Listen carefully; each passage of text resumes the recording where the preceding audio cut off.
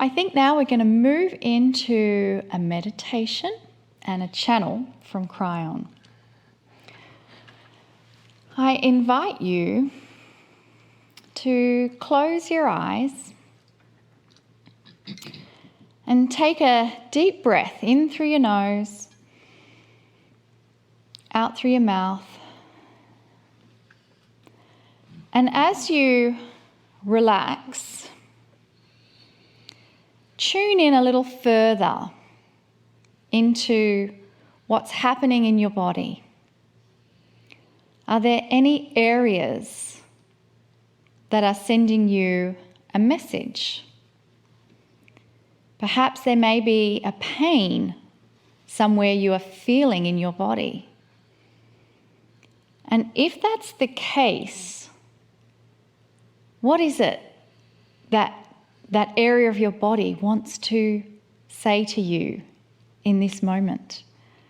And if you are in a very pleasant space without any pain, I invite you to tune in to the energy of your heart. What is it that your heart wishes to say to you? And just allow a moment to hear that message.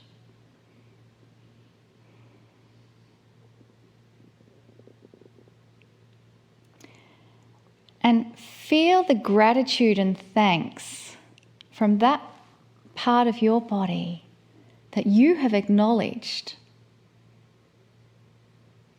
the communication between something that is a part of you and has been wanting to communicate with you. And in this gratitude and thanks, we'll move into a Kryon channel, and just remember to continue having this dialogue again and again in the future.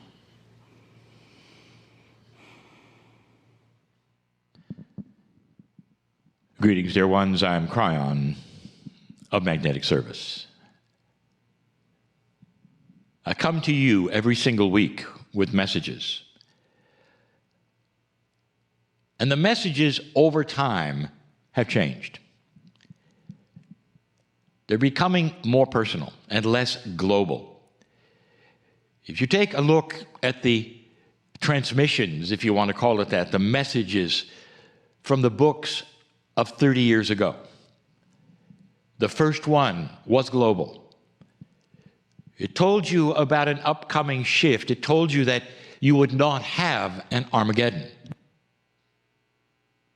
The book called The End Times was about the end of an old time. Truly a metaphoric title, frightening to some until they read the book.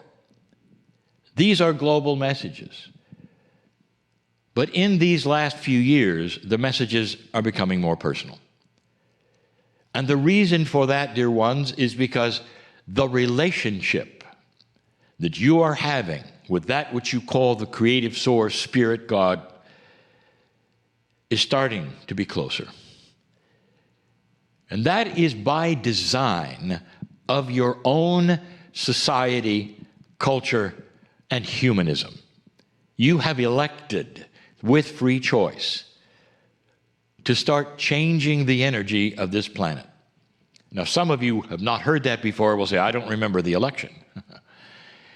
Consciousness is like this. When 1 billion people or more at some level start to understand integrity, transparency, truth, compassion, kindness, and they look in their society and they realize that there's a lot of broken things. As you look around today, right now, in your societies, wherever you are on the planet, are there broken things? And you might say, well, of course, there are always broken things, but now you're doing something about it. Did you notice? That is what I speak of. It is becoming more personal.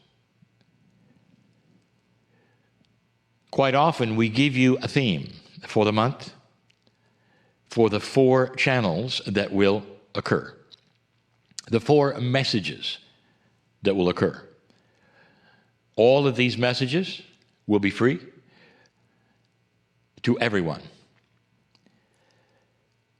This month, the message, personal, practical, and yet to some very difficult. And that is, how does the old soul light worker deal with ordinary things? And I have selected 4 ordinary things that are difficult for old souls and light workers. And so it is practical, and you'll recognize some of these things, and there are instructions I have given, some in the past, some far in the past, and that I will revive again so you can hear them even now and today. What I give you, I hope you recognize. Because as you start to awaken, I use that term not loosely. An awakening is coming out of a slumber. In fact, sleep is a type of a reality.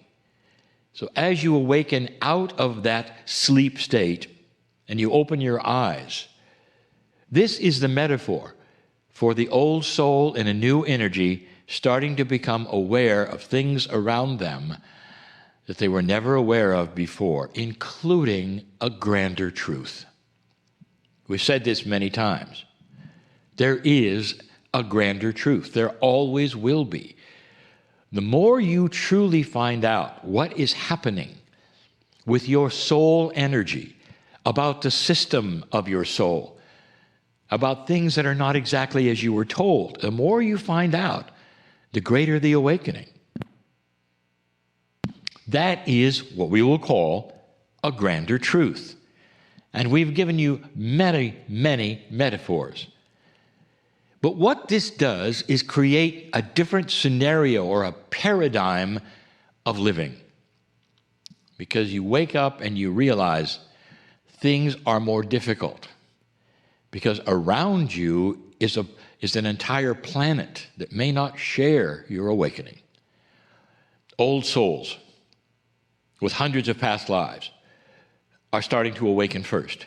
It makes sense. In the school, you might say, of experience and expression, you go through hundreds of lives, you come in every single time with an Akashic remembrance and a knowledge of what you've done and where you've been at some level.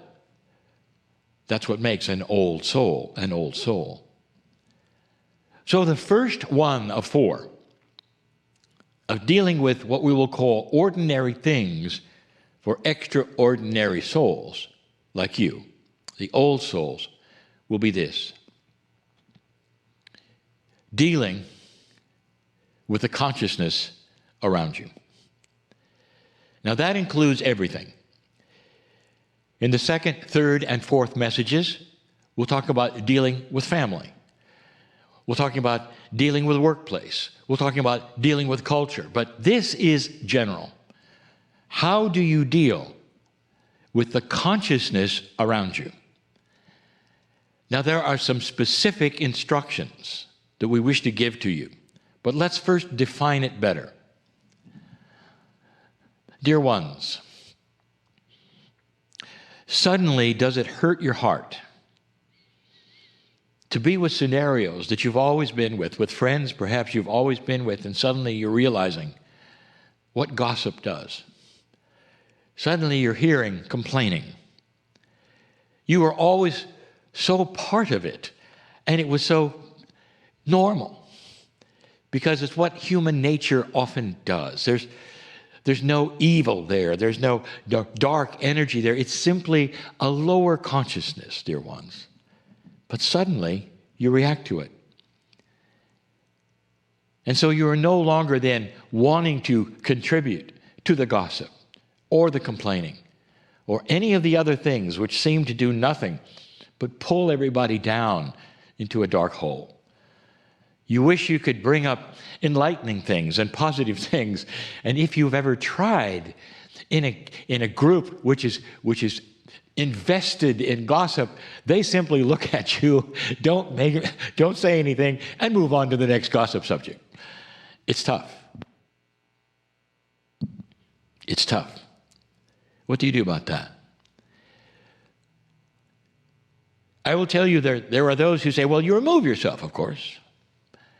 And there were days in an older energy when that's exactly what you did. Well, I'll never do that, so I won't be their friend anymore. And so you remove yourself. Dear ones, don't remove yourself. And this is the new information. Here is the premise of the old soul on earth. Are you listening? The reason you're here, are you listening?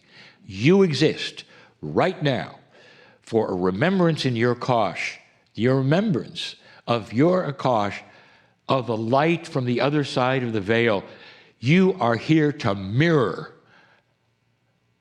the splendor of spirit. You are here to mirror that which you believe and understand about the beauty of the creative source of God. That's why you're here. You are here to be a walking example of positiveness, of kindness, of compassion, of being able to heal yourself amongst the friends who may never see it, or they might. So you're around those who are gossiping. You're around those who are complaining. Number one, don't chime in with what they want you to say. You may say nothing, but you would hold a positive attitude. Even if you don't say much, they'll understand over time you're not saying much. They may actually turn to you at one time and say, you've changed a little. You're not saying much. And at that point in time, you understand that you're still in love with your friends and they're in love with you. They're friends. And you're not going to say anything to them or at them that would change that. You're not going to oppose them or tell them they're wrong. Instead, if you're asked, you might say, I am more comfortable today than I ever have been. I'm seeing some positive things on the planet. And you might then have a list ready. This has happened to me. I've seen this and that. And I know it's a tough thing, but that's why I'm not saying much. And then at the same time you say, but I love being with you. Thank you. Do you see the wisdom in this? Suddenly, you are mirroring the grandness of what you believe. There was a time, dear ones, when if you were too spiritual, you removed yourself. Let me give you an example I've given many, many times. The shaman in the village, in the indigenous, in past times, almost always lived alone. The shaman in the indigenous, in past times, in past energies, almost always lived outside of the village alone without a partner. Alone, outside the village. Have you ever put this together? Because they were so apart from the consciousness of the village that they had to remove themselves. They also felt that by removing themselves, it made them somewhat more accessible for those who needed help, because they would go see the shaman. And the shaman, of course, was an elevated entity. They could heal, they could advise, they could do all of these things. Sometimes they even worked for the chief of the village as shamans, but they were isolated and often alone. One of the attributes of a light worker in the past, even as little as a decade ago, was to sequester yourself and don't be part of society. This also was an invitation to become a little strange. And you know what I mean. There are those who still today say, I'm going to show off what I believe in past lives and meditation and all the things that I believe in that are spiritual. I'm just going to do them no matter what anybody says. And then suddenly you find yourself alone. Can I say it again? Being weird, being different, being too woo-woo helps no one on this planet. Did you hear that? Feel free to disagree, but then think about it. integration with kindness and compassion and wisdom is the goal of the old soul. Not being strange, not removing yourself, not being so odd no one wants to talk to you. How does that help anyone on the planet but yourself? It doesn't. So the answer about being in an old energy when you are in a new one is integrating with wisdom, without combating the old energy, but fitting in a grand way. And don't be afraid that the negativity will rub off on you, dear ones. And we've talked about this before, because that bubble of light you have keeps you protected. Only purity and benevolent things are yours at this time. That's lesson 1. I'll see you soon. And so it is.